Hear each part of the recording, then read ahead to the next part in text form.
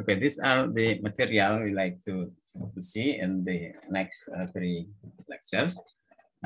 It's something on developing mobile device application, and it has something to do that the future technology is developing very fast, and it's rely on our creativity.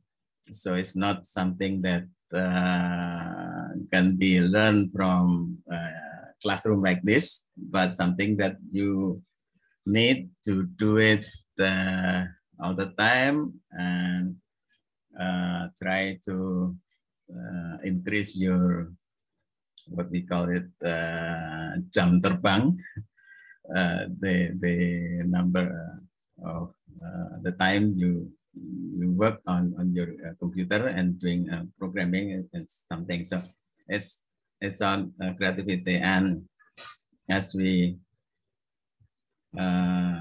go, we are working on the jaringan komunikasi data communication network in the future or right now, and we as we experience this time, we have somewhat unlimited capacity on the server. I remember when I was working with the UGM computer network at that time, we are working on the network with 19.2K bit per second to do the network for the whole campus, working with the web, electronic mail, and etc. And it's only 19.2K bit per second at that time, but it's okay at the time because we don't have this gigabit network at the time. So 19.2 bit per second is still okay. And we work just using our terminal. I really love to open this type of terminal that we only have 80 times 24 lines of ASCII character, and so the bandwidth usage is quite low because there was no images at the time, not even a video or even just a simple image. So we are working with this type of data. So it's okay at the time. Now that's the capacity of the server. And right now we do have somewhat unlimited computing power out there. But it's not something that we can get it for free, but it's just kind of unlimited power. And I was just switched my old notebook to my newer notebook this time, but I didn't realize that that kind of switching to a newer device is not necessarily making you can work better. So I just realized this afternoon, this noon,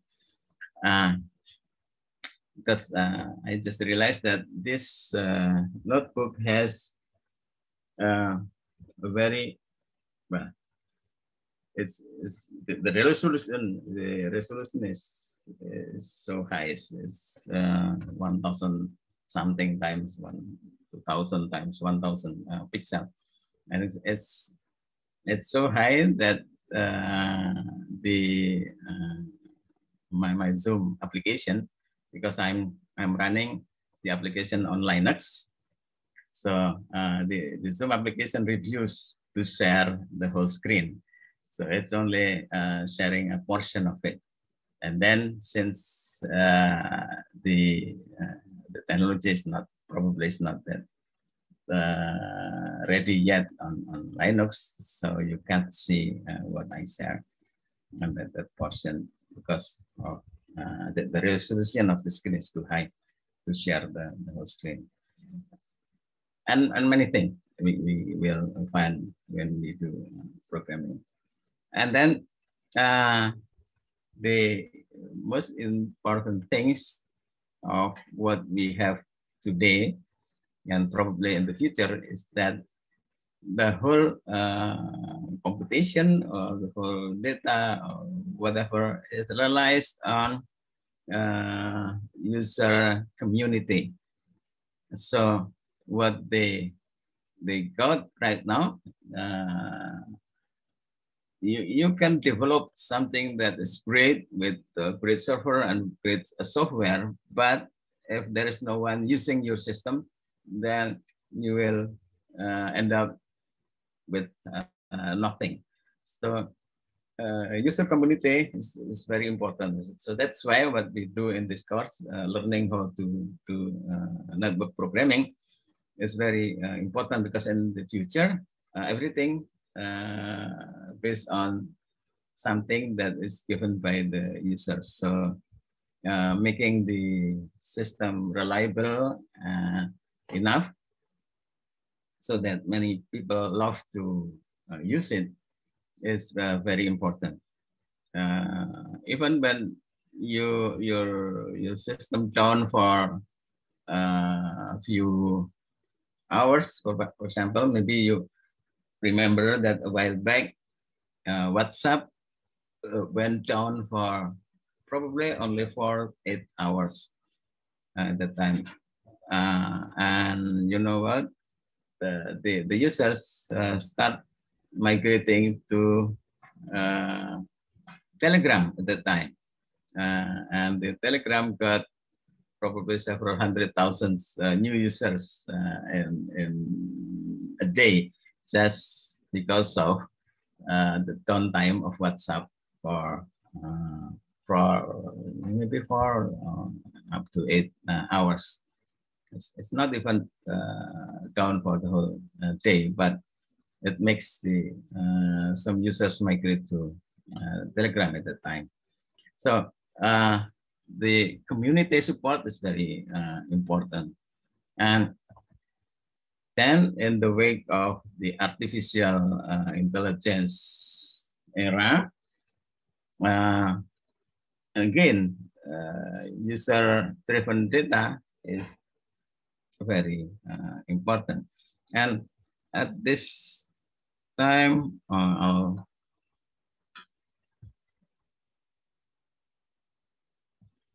so okay.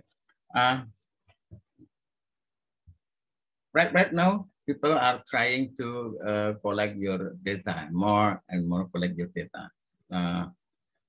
When we use our computer and internet at that time, we are working with the electronic mail and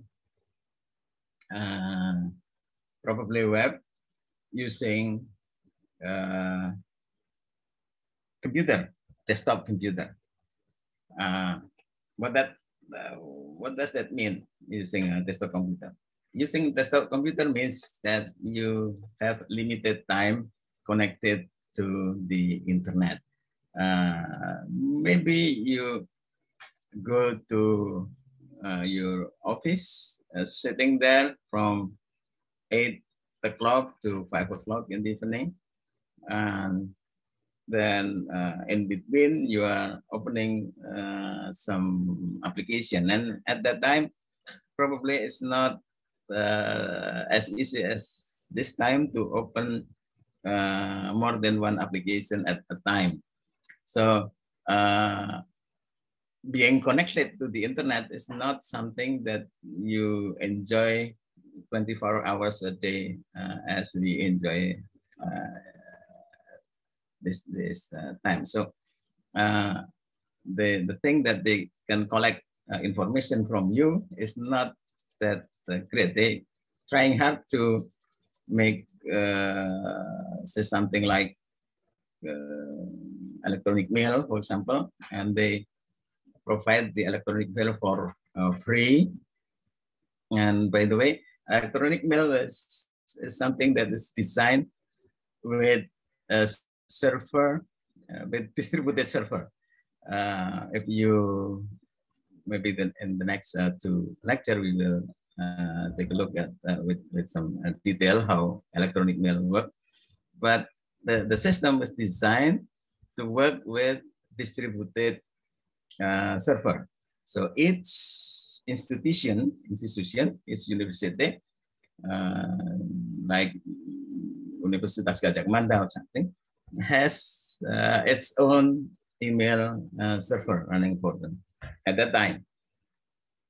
So that email from a student to his or her supervisor is kept within inside that institution at that time.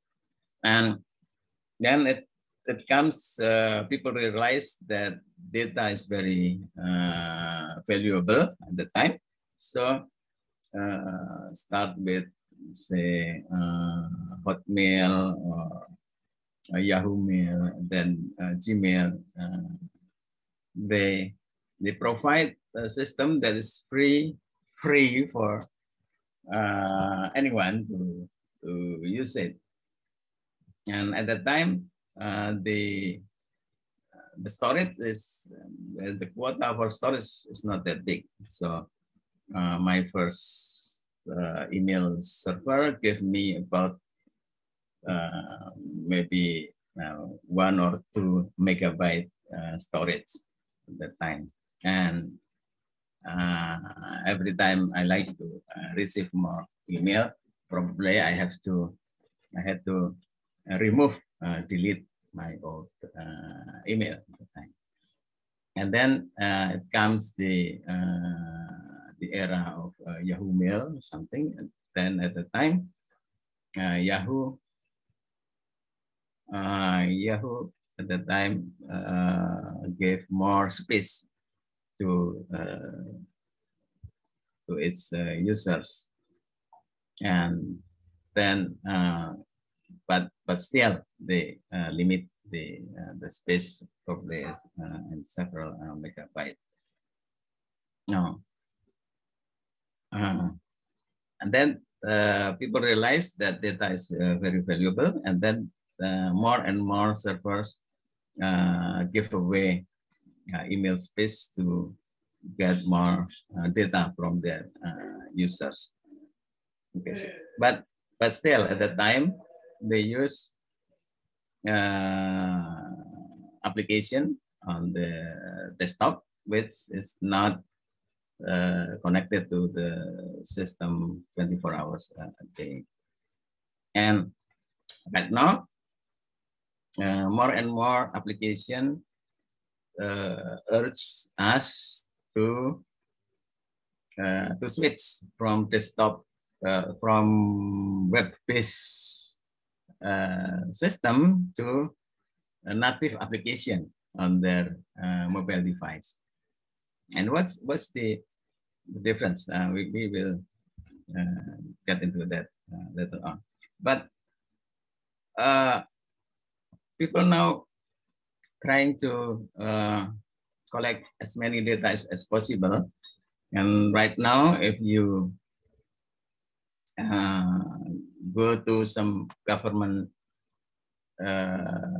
website, you will find more and more public CCTV. You can watch from the internet, and I believe many people will scrap that data and try to analyze and learn from the data.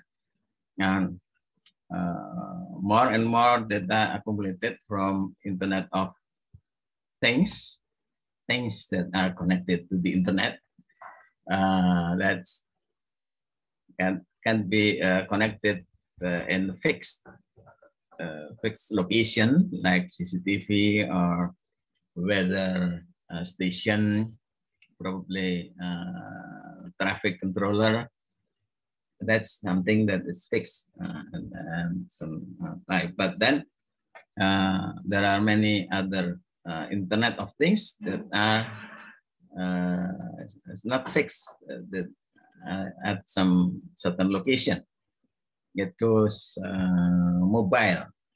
It can mobile with the user as mobile device. It can be something on your body. It's wearable devices. And right now, even they have come up with internet connected toothbrush, so they can monitor your habit, whether you have done you have brushed your teeth this morning or not, and they can collect the data, and it goes with you. It can go with some vehicle around us or public transportation, buses, etc. has Internet of Things installed on it to monitor their location, the number of passengers on the bus, etc. But then there are also standalone devices running around us. It can be in the form of satellite, which it makes it possible for us to enjoy Google Earth or Google Map or something. That's Internet of Things in the form of satellites that has a sensor, internet connection, camera, something that monitor our movement. And a while back, Google was trying to install atmosphere balloon. It's a balloon having internet equipment, and its lift goes up to the atmosphere height. And of course, maybe some of us has a toy in the form of a drone, which is it can be directly connected to the internet. So they more and more devices was programmed to feed data to the internet, and we enjoy the data, but then we might consider the consequence of sharing data to the internet. But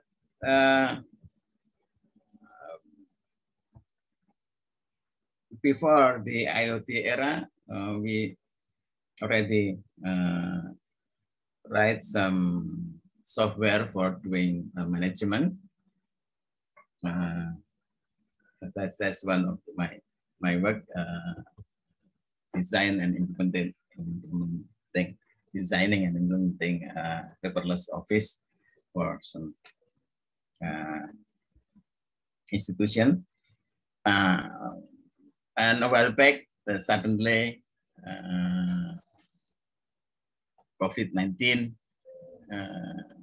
pushed us to do education business on the internet, and something that is not that has the technology has been there a few years ago. So the technology has been there maybe 10, 15 years ago, but it's only because of the COVID-19, then everybody everyone get the mobile device and get connected to the internet uh, in order to be able to continue their education. And it doesn't, it's not just for the rich, but just for everyone, for people also. The, uh, the pandemic pushed us to, to feed information to the internet server by conducting education on the internet and healthcare system also. And of course, most of us use our devices for leisure. I'm not sure, probably students in this class is not gamers, but maybe some of you are gamers. Watching movie, I believe, maybe many of you subscribe Netflix or Disney Plus or something like that. And of course, when we go around in some wisata trip, we open our maps to get where we like to go. But at the same time, we send our data about our location to the Google Map server or some other map server, maybe Garmin or something. And of course, we do social communication using our gadgets. So network programming is very important, and we try to learn how to do it, to program it. And it is interesting to know that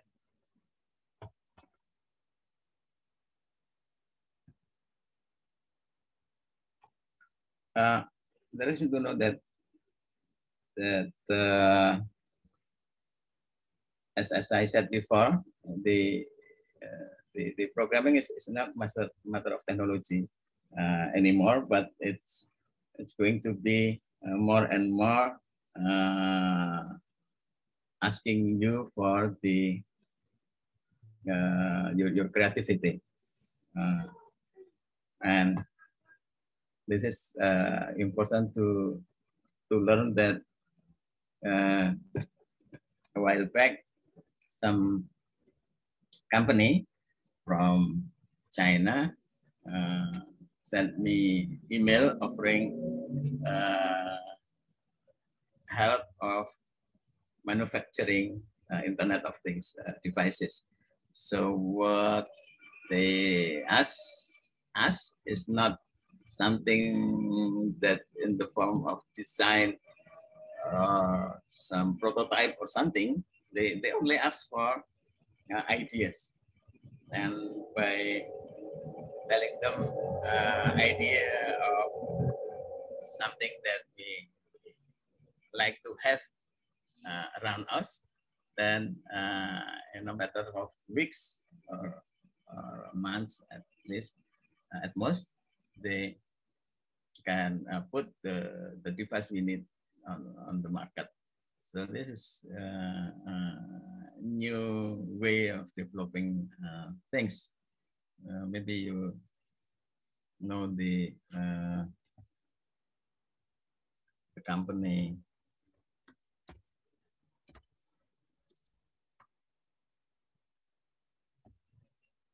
the smart IoT platform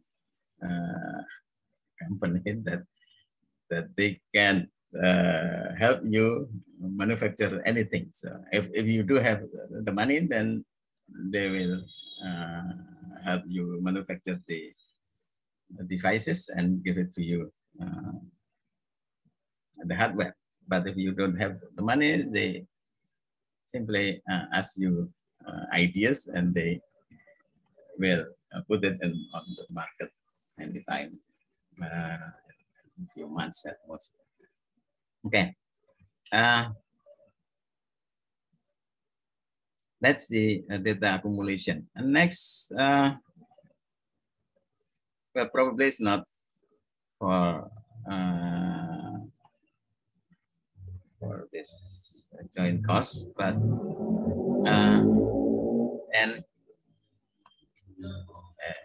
our the UGM side of the course, we also learn about how to program mobile device, and we should know the physical size of our device, because I remember the first time I make an application on a mobile device. At the time, we still think size in terms of resolution. So something that has 320 times 480 pixel will be smaller than screen of 1024 times 766 pixel at the time. So resolution, there's a direct mapping between resolution and screen size. So at the time when we program an application, we program user interface, we learn the size of the users, what user see, the size of font user see is based on the resolution. But it's not the case anymore. My new laptop, it has smaller screen with my older laptop, which we are using right now. But it has twice as much pixels, maybe 4 times more pixels than the screen on the one I use right now. That's why the Zoom refused to share screen, because the resolution is too high.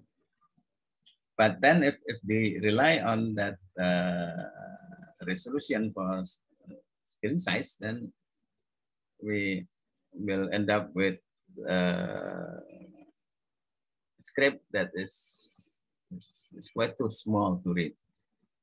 So that's the more complexity of mobile device programming right now. And one thing that also give the difference between desktop screen and mobile screen is the orientation.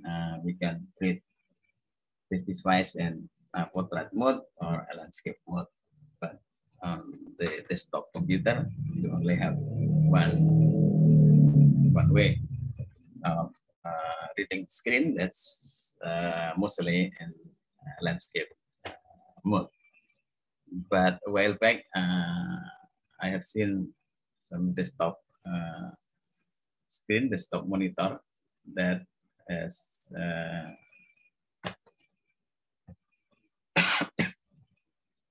a form factor of portrait position. And of course, your mobile device loaded with many sensors. It's location sensors, movement sensors, and some might have some environmental sensors that can measure the light, temperature, pressure. Of course, most devices microphone and camera. So that's the thing that you deal with when you do mobile device programming, and many more. And of course, what we learn from this course is focus on network programming. And the network protocol is not just TCP/IP, but I believe this course we focus on the TCP/IP programming. And the most important thing to remember about TCP/IP is how we identify our computer, how we identify our device, how we identify the servers. And in summary, we have seen that we identify our devices by IP numbers. And right now, most of devices we use support Internet Protocol version 6, which has 128 bit of IP numbers. But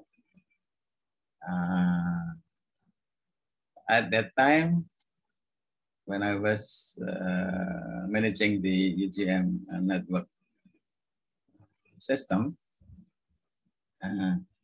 people started make some experiment on Internet version 6, and they make some kind of announcement that version 4 will be would be shut down in 1912 at the time, sorry, 2012 at the time. And so we make some rush to replace our router, etc., to the devices that supporting IP version 6. But the reality, we are still using IP version 4 today. And also to identify the computer, probably it's not good to memorize IP numbers. It's 32 bits binary, and it's you did it per 8 bits. It's decimal equivalent per 8 bits. So you end up with remembering for decimal numbers for IP. But that's not something that is easy to remember. So on the internet, we learn to use domain name, which is instead of numbers, we are using words.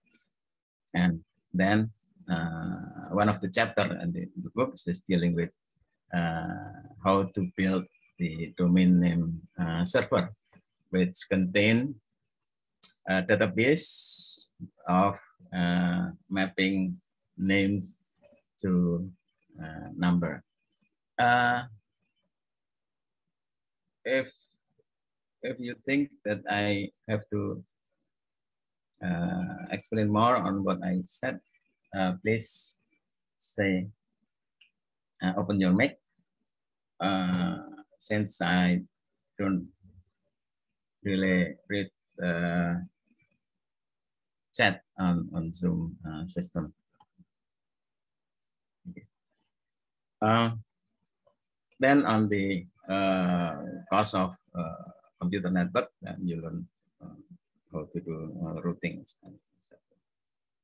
And in the first 3 lectures from Pak Azizi, we learn many things about unique socket, which de facto used for building the internet today. And I don't see any other candidate that will replace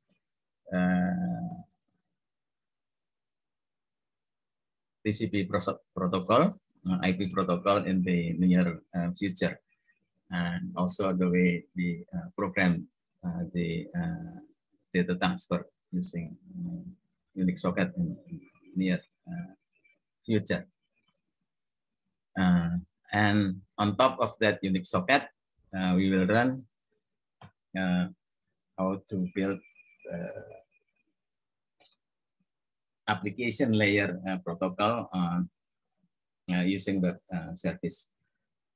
Basically, web service is kind of machine-to-machine data transfer protocol that are using web-like or HTTP protocol to transfer the data, and we will do that in the next lecture. And when it comes to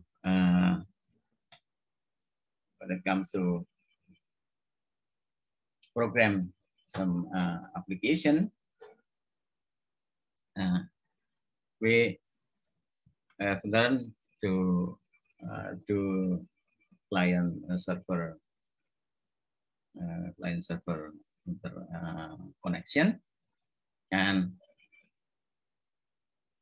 for mobile device application, we need to learn how to respond to how user use their device. If we take a look at some application, it has different way of displaying user interface when you hold your device in portrait mode or landscape mode. Perhaps you will see two column user interface when you hold your device in portrait mode and landscape mode, and one column when you hold in portrait mode. So that's something we call it responsive web design or responsive user interface, responding to the how the user use their mobile device, and also whether the user holding cellular phone or holding tablet or something like that. So the server should respond to that kind of change. Okay, and then for client server, we will run application programming interface. This is, it's kind of or something that ACC has said before. So it's API programming is already there, as we discussed on the ACC lecture. And also we might learn how when you program an application, the application sometimes is designed using native user interface programming on that specific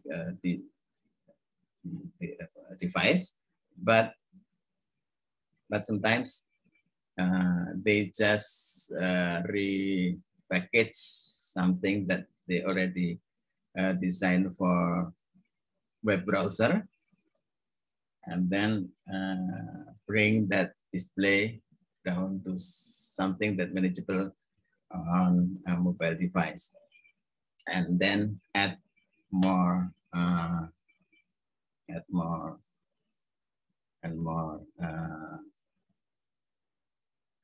feature on it using the button menus and etc. Now, for the application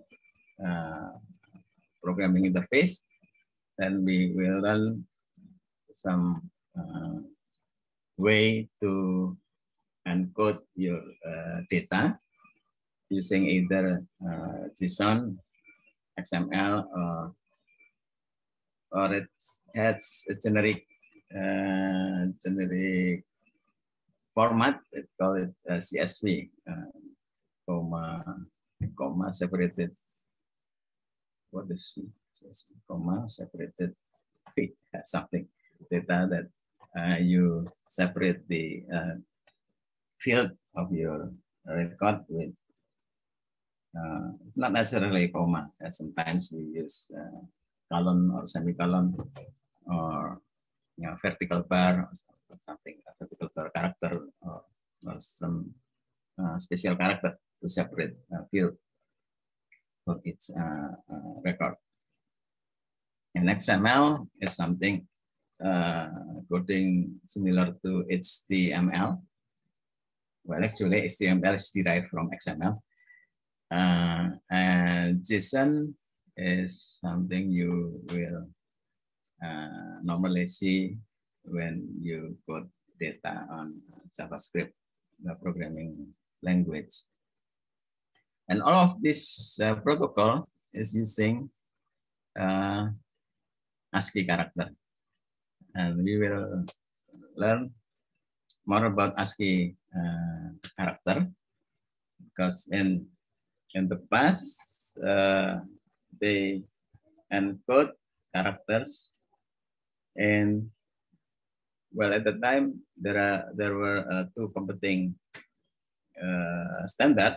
The one is ASCII, American something, and the other one is the BCD, binary coded decimal or something. And at the time, each character was coded in 8-bit or 1 byte data at the time. So 1 byte is 8 bits. It has 256 combination, and perhaps if you take 1 bit for parity checks, then you end up with 7 bits character for encoding 7 bits for encoding characters. So you have about 7 bits, which can be used to encode characters from your typewriter. There are 26 lowercase letters, 26 uppercase letters, and about 20 special characters, parentheses, dollar, pound sign, percent, etc. So 7 bits is good enough to encode all characters on your from your typewriter. But then things get more complex when people try to encode not only characters from the typewriter, but other characters like maybe Chinese character, Korean characters, even Japanese characters, Tamil, Indian, etc. Then from 8-bit encoding, you will end up with 16-bit, 24-bit, or 32 bits, etc. That's why you find what they call it UTF. And I'm sorry, it's not that young to remember everything. So UTF stand for something, and it has something to do with encoding characters for your display. Okay, and also when you do programming for your application, then you need to deal with cosmetic. Remember when I said that getting your user hooked to your application is very important. So you need to beautify your application either by choosing the right font, color, probably layout, etc. And you can do that with simple coding in HTML or more complex cosmetic by style sheet, and also more and more programmable component user interface added to the system to make your application adaptive, more attractive, and hopefully user friendlier. And for action, you probably need to learn how to code in Java or JavaScript. And some programmer, they also there are two other important programming language you may need to learn. That's the Kotlin for Android and Swift for Apple devices. And by the end of our third lecture, we will learn about how you do the secure your application either within the network itself by using secure HTTP. And you also need to secure your device. I'm not sure whether any of you has tried to encrypt this stuff. It's anytime I give security lectures on security and ask the student, is there any student that encrypt their file system? And most of students they don't do it for some reasons, and most of them are afraid that they might forget the password and then end up losing the data. But securing storage is very important because everyone right now is using external devices. For example, this is an hard disk from my old notebook.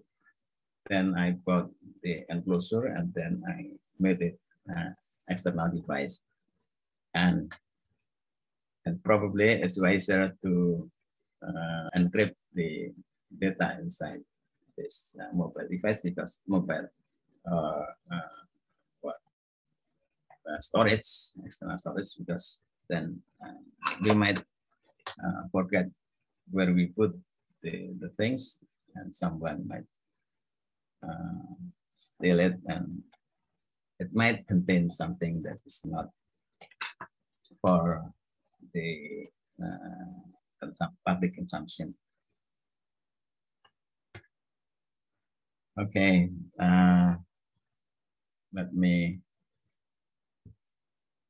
finish this mind map, then we will take a break, probably 5-minute break.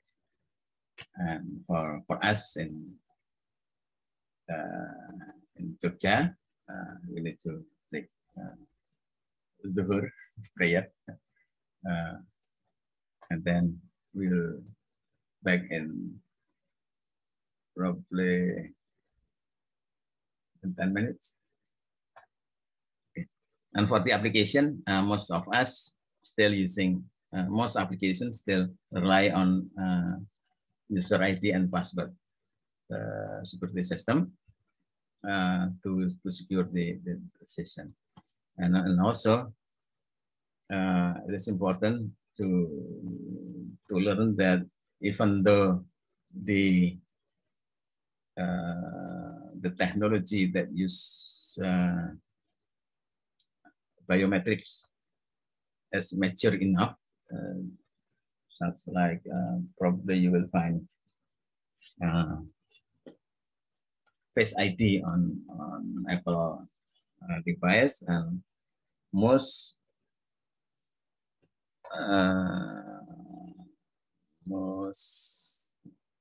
middle price mobile phone has some kind of fingerprint sensor. Either something that you just press on the sensor, or it's not that wide position, the sensors, so you need to glide your finger on it. But biometrics sensors, the technology has reached some maturity, but still I'm not using that kind of feature on my devices.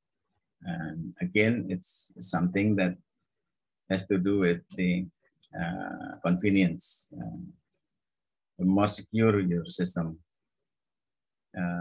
protected, it's less convenient it's to use.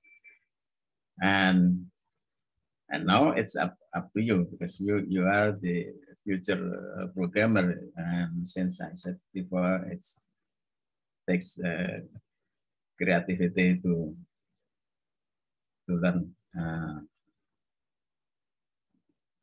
to get more engaged with new technology. So you need to think about it. Is it possible to increase the security of your device and at the same time giving more pleasure to the user? Is it possible? I believe it is so, but up to this moment, it's always the case that increasing security means getting less convenient to use the system. But still, there are possibilities to make secure system without sacrificing the convenience. Okay, that's it for the first part of this letter. It's just an introduction. Next, for the next lecture, we will see how we do the programming in web-based system that's based on HTML, and see if we can get more insight from that. What's the difference between server and client? Server is the party which has some kind of mechanism to stand by.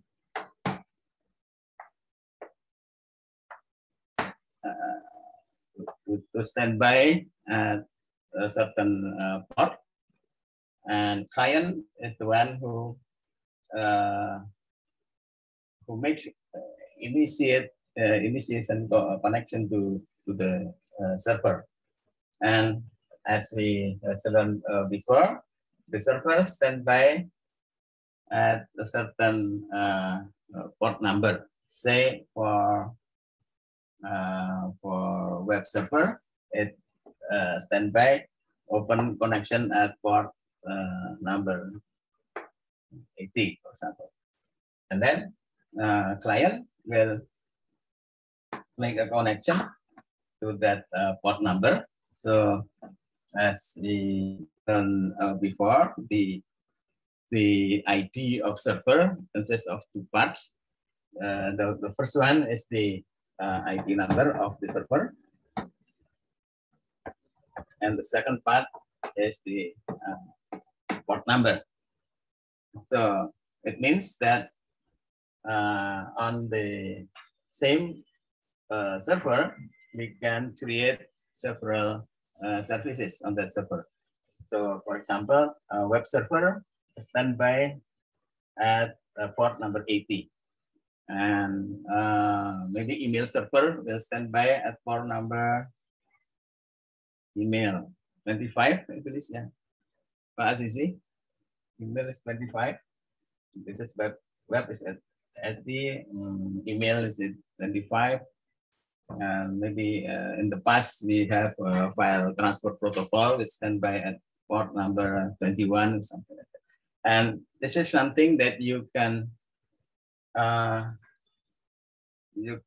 take a look the table of the standard port number of each service, and if you are using Linux or Unix variant, you can take a look at the file of /etc/services, I believe. Basis. I think I might forget. So this is the file where you can find the list of port number of its server, its type of server. And of course, it's not necessarily using this standard number. You can use your own number as demonstrated by Azizi. You can stand by at any number, usually some number above 1024. So you can use port number 8000 or something when you try to program your own server. And then client will contact that server at a certain number, and then the server will fork, meaning that create clone of the server and which will serve the client at some other port number. So it will fork, say, number 3567 or something, and then tell the client that to use the this port number instead.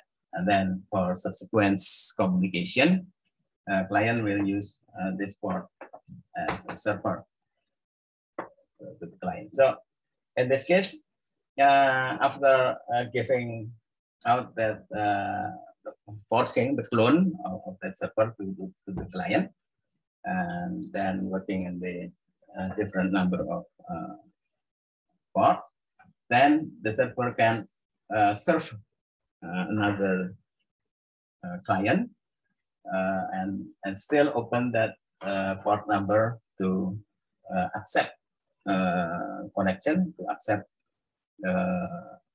initiation from other clients. So it means that one web server can serve many web clients. So that's the idea of web server, which can say Google.com might serve millions of clients by running millions of server hardware as well. But for each server can serve many clients by cloning that server, and its clone serving its client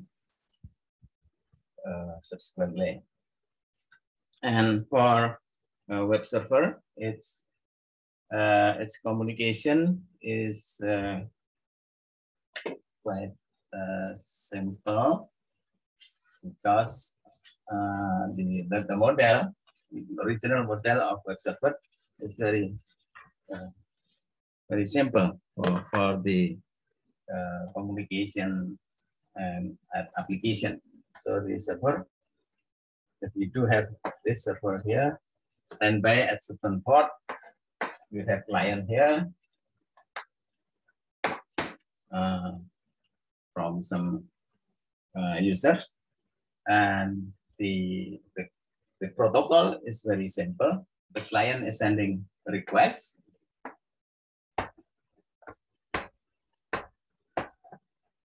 And the server responding with some response.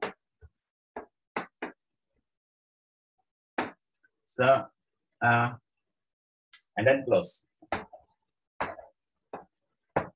So the initiation is open connection. Okay, and server, Socket server give this clone of its server supply to the client, and the client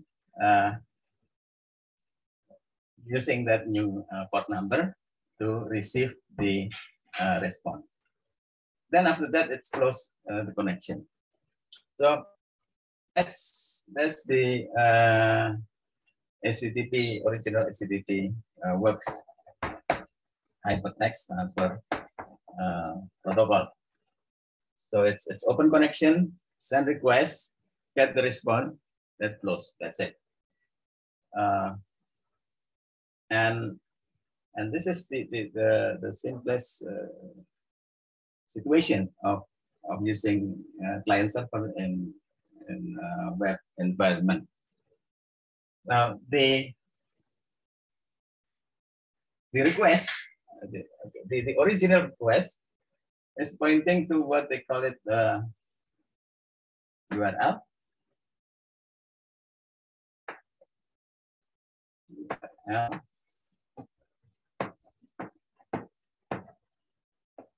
For universal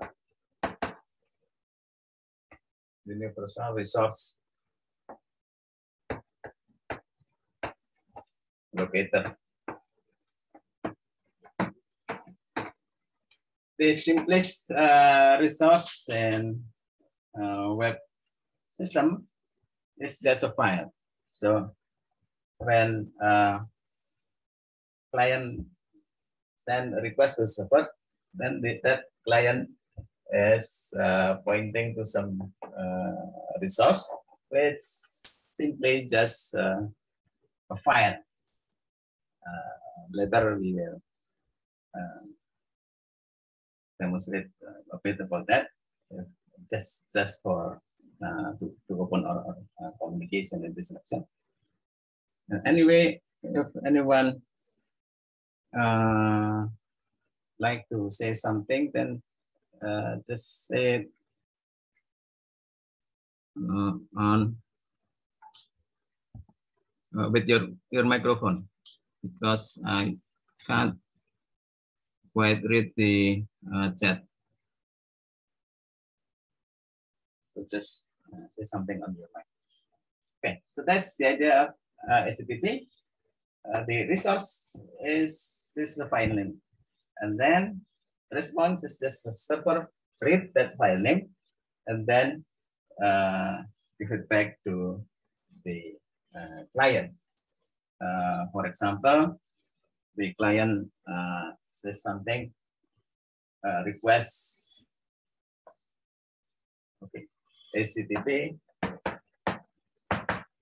then some domain, server IP, then maybe point to some file about, say, index.html.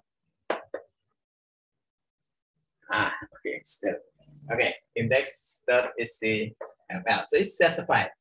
Then when the server got this request URL, then the server will look up their database and see if there's a file called index.html. And if the server finds that index.html, then the content of that file is sent to the client through that communication channel that has been open. So URL, resource locator is just a pointer to some file.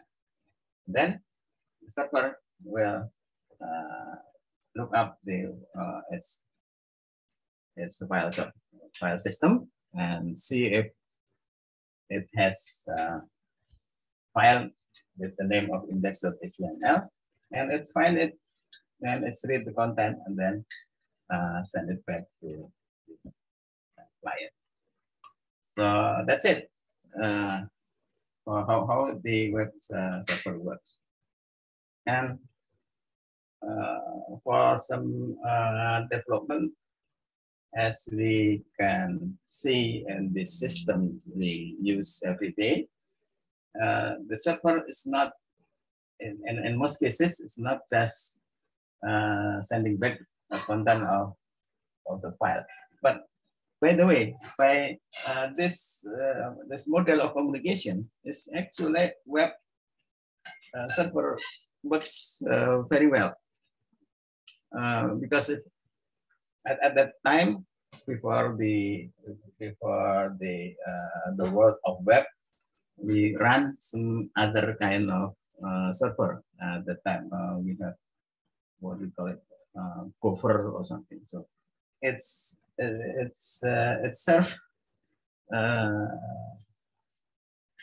primitive type of web server. Now, where is the hypertext? The HTML is for, okay, HTML, hypertext markup language.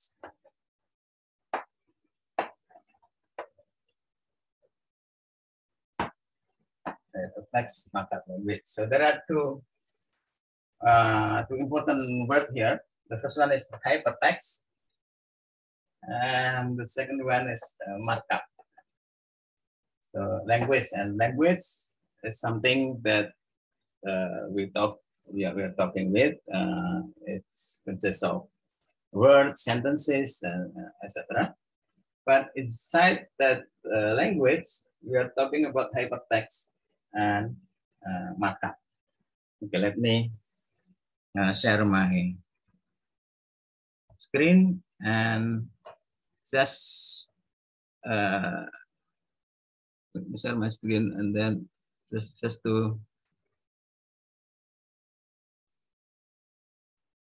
okay, host disable participant. Okay, I'm not the host now.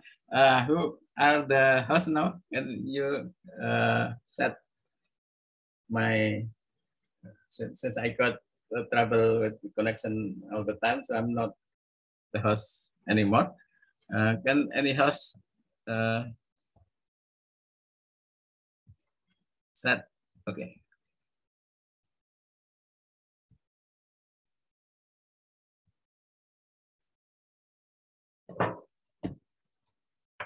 Okay.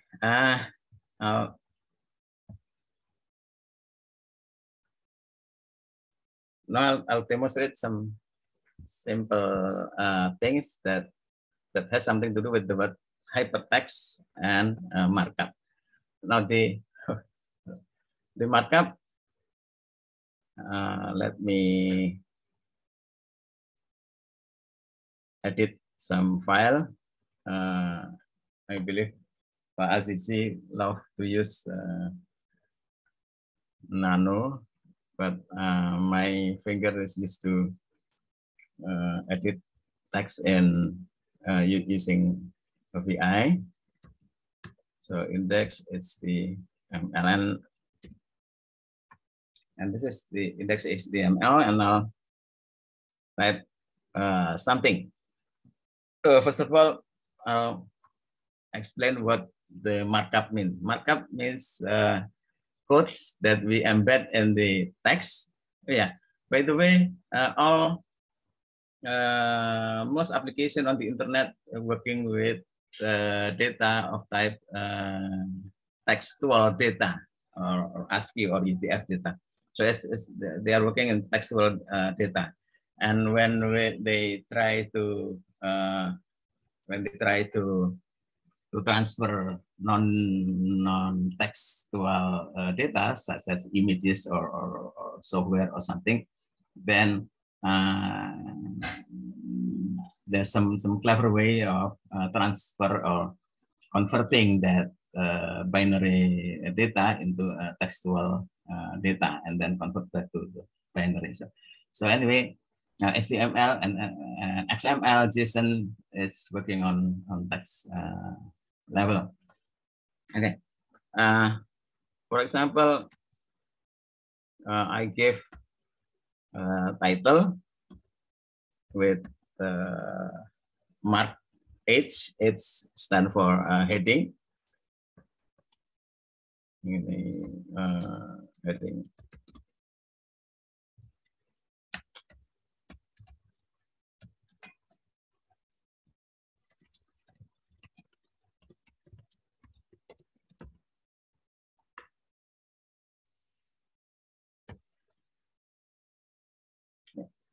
Okay, let's render it on our web browser. Say Firefox.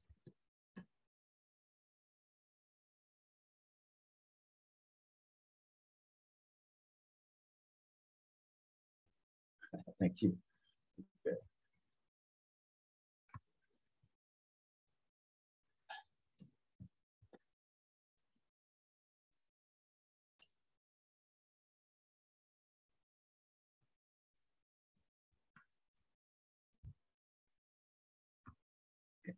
See, this type of, okay, I'll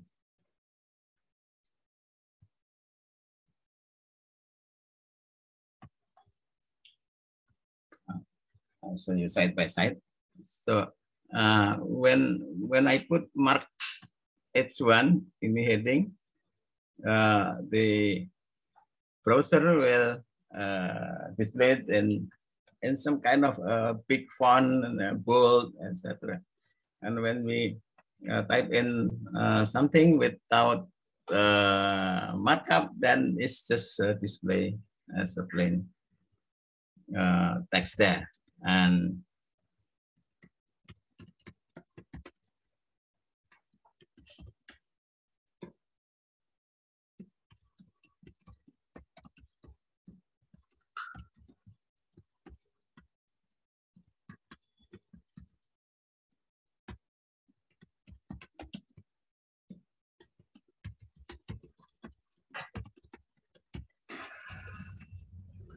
okay,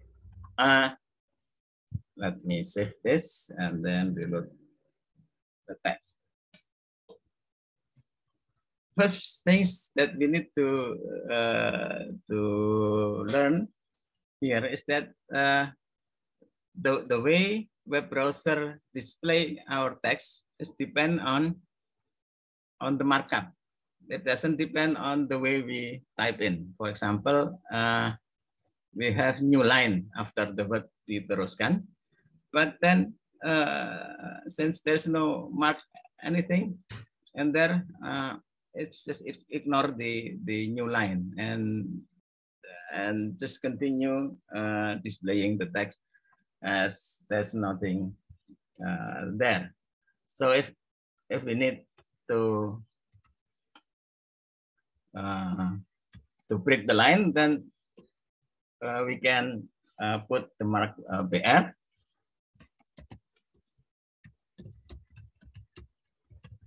This sentence starts from left margin. Okay. And then it obey our markup. And even after will, there's a new line there. The display ignore that new line. But when I put mark PR there, means break the line, it obey the mark. So that's the meaning of markup. It's, of course, there are many things of markup, and then you can go to the web and learn from HTML tutorial, and you will get many examples there, including, for example, to mark as italic.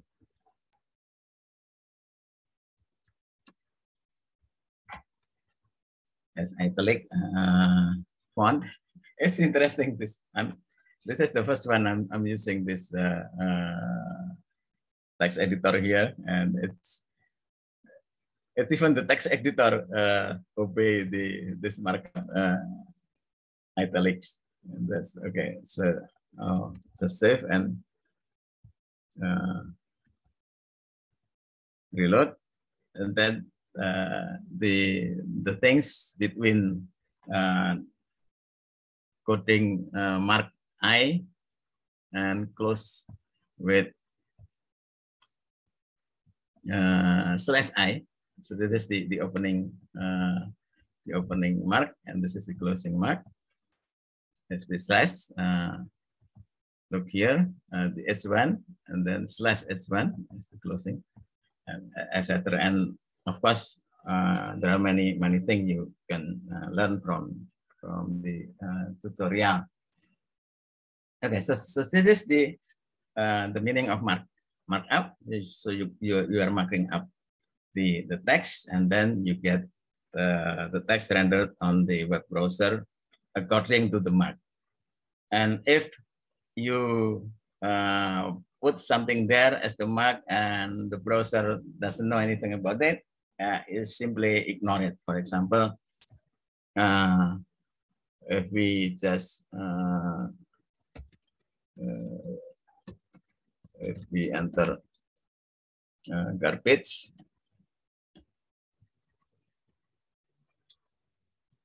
the browser will ignore it.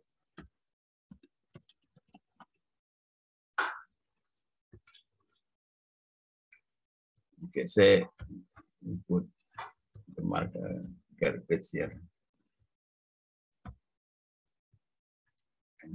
and then save it, reload. So it's ignore the markup.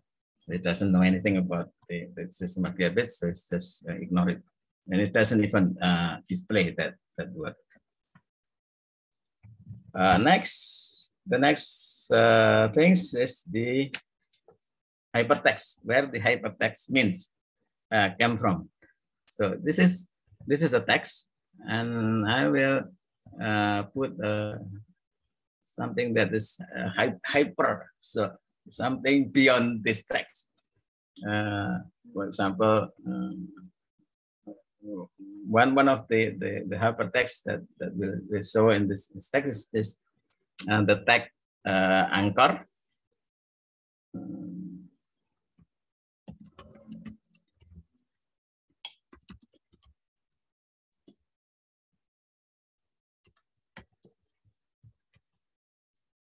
A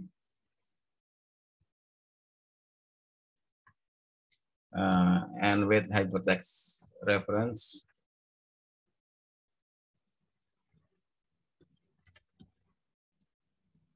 second file, for example,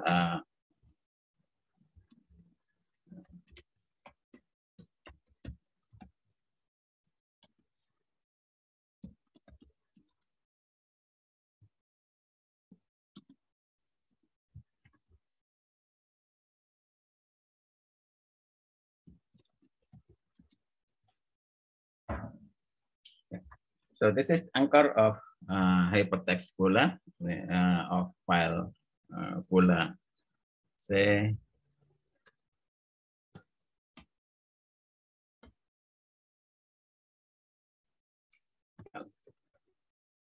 okay, save it. Then there are two parts of the anchor of hypertext markup. The first part is the hypertext reference, and the second is something that is displayed on the browser. So of file Pula.html is displayed with different way of displaying. In this case, it's underlined and colored blue, and it means when my mouse over that part of the text, then it changes to some other pointer, and it can be clicked. So if I click, it says file not found. Why? Because there is no such file, bola.html. So if I just edit bola.html,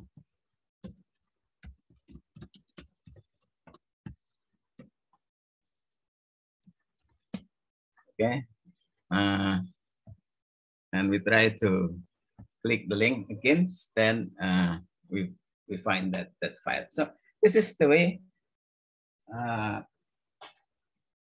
Stop.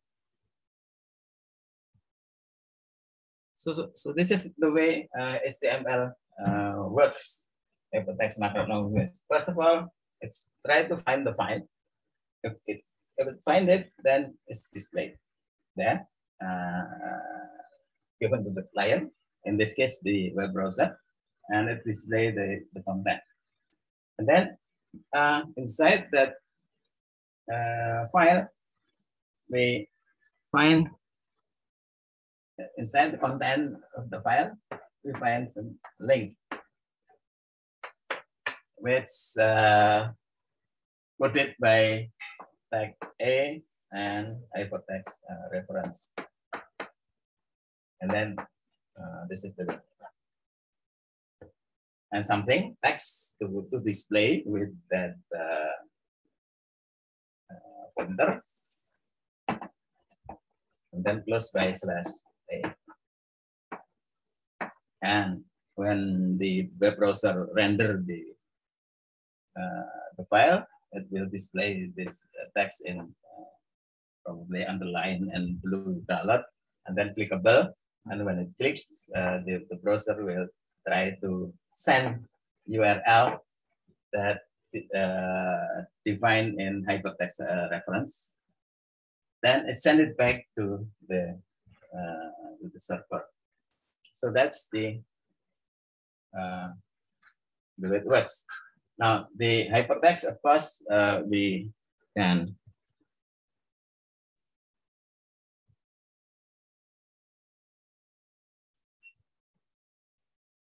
put it something on other server. For example,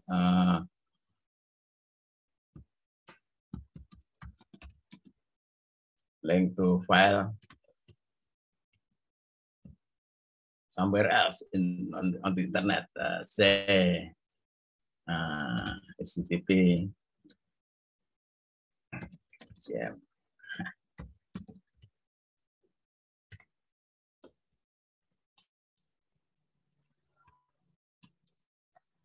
So when we reload, and it's linked to NGM.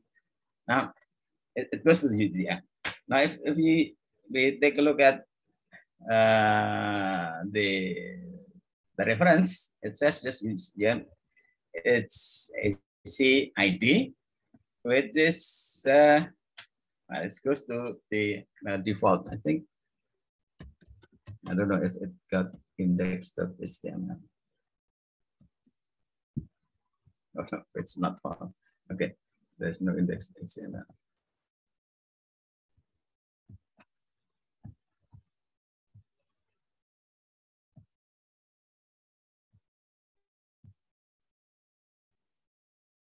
Okay.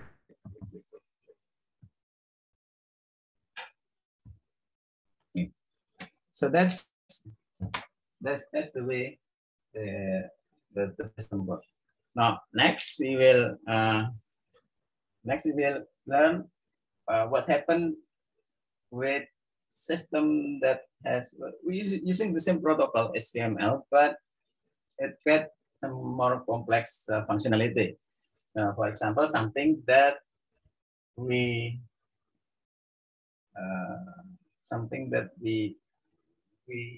enter the URL is not merely a resource locator, I'll stop sharing. It's not just locating a file, but it has some instruction in it. Yes, Sauda. You like to say something?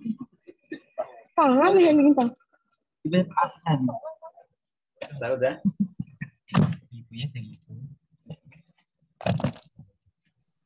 Okay. I think just turn on the mic face. Okay. So what if the URL is just it's not just pointing to some file, but it contains some instruction. For example, when we go to google.com, usually we instruct the Google to search for something, which is not merely a file, but something that it needs to do some calculation, to do some database query or something. Now that's going to be the next level of the HTTP. The URL is the server will interpret that URL as some instruction. So it's not finding a file, but some instructions. So the way the server will interpret that URL, whether this is for instructions or for finding a file, it depends on how the server is programmed. So we will learn how to program server, and then the server will find something, some pattern on the URL, and then will act accordingly. If the pattern point to some file, then the server will find that file. If the pattern correspond to some the functional programming function call, then the server will call that function, and then the code behind that function will be executed, and then the output of that function is given back to the client. So that's the next one. That's what we call it. I forget.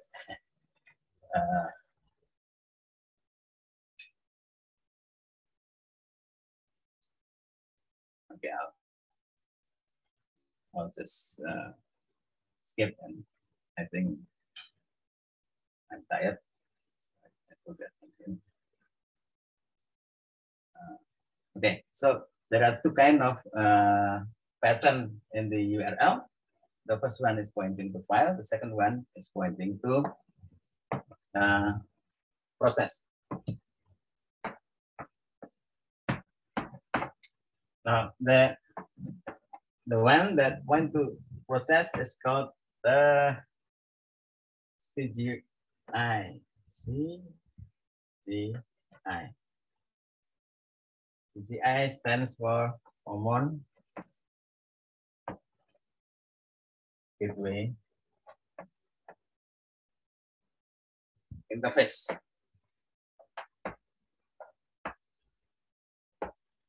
So Common Gateway Interface, CGI. That's the thing that point to some process, and instead of returning the content of a file, if the URL match the pattern of calling CGI, then the server will execute that process and then return the output of the process to as a response to the client. Okay, I think that's it for today. And tomorrow, next week, we will do some programming example, how to create that web server, and how to connect that web server to the file system to get that the content of the file, and how to or direct that web server to the common gateway interface that process requests that embedded in the URL for getting more complex response. Now, I would like you to have some exercise at your spare time. Try to learn Python, because since our book is the example in our book is in C, and I'm not that good in programming anything. I'm not good in programming C. A bit better. I just learned how to program in Python. So, for example, next week we will learn to create a web server in Python. And there are many ways. There are many libraries to have programming web server in Python, and I'll just pick one of them at random. Well, initially I pick it at random, but for this course, I use it because that's the one that I learned first. And so I like you to use your spare time to go to the web and just find one of available tutorial, Python tutorial, and then spend 2-3 hours on that tutorial and see if you can get some basic skill to program in Python. For example, what Python tutorial.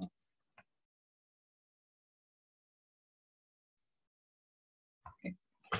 So you can just pick one, Python tutorial from WT School is good. If you read the documentation, it will be too tedious. Probably would be better just get the tutorial from W3 schools. There are many great Python tutorial in YouTube. On YouTube. Tutorial Point is my favorite. Okay, Python tutorial. Yeah, that's the website. Tutorial Points, my favorite. You can learn Python programming here. And by the way, programming in Python is not that fun anymore this time, because there are many examples, libraries and codes, open source code available out there, but many of them still written in Python 2. And when you install Python right now, you will get the Python version 3. And the difference is not that big actually, but sometimes it's annoying. For example, in Python 2, you can write print and then string after the keyword print. That's it. But in Python 3, you need to add bracket on the string you like to print. Just something like that. And the error message will guide you how to fix. If in case the example is in Python 2 and you are working on Python 3. I think that's it for today. And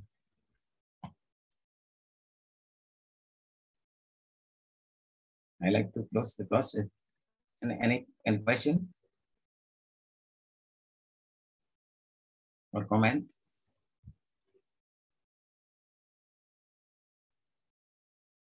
The reference is still, you can get it from that from the book, the hands-on network programming hands-on, and but I improvise a little bit for to get modernized interpretation of the lecture. Okay, that's it for today. If there's no comment, remark, just close the course and see you next week. I'm sorry that I didn't record the course myself, and I don't know who recorded this Zoom session, and see if I still can get a copy of it, and then show you the recording on YouTube. Thank you very much. Wassalamualaikum warahmatullahi wabarakatuh.